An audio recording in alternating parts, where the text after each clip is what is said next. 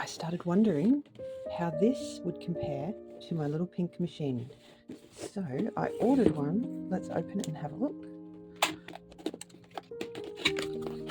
Ooh. Oh, it's so cute. It's so cute. Okay.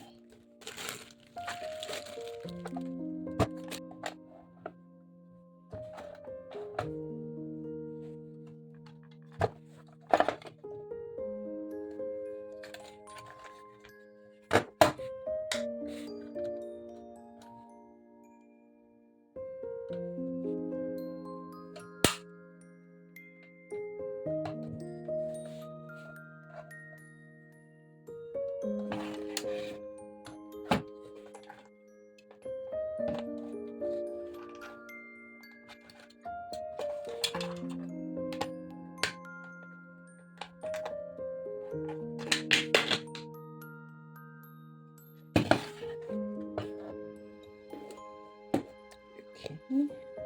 Maybe there's some kind of trick to this.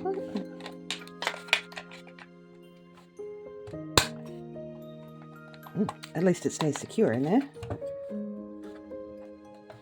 This is interesting.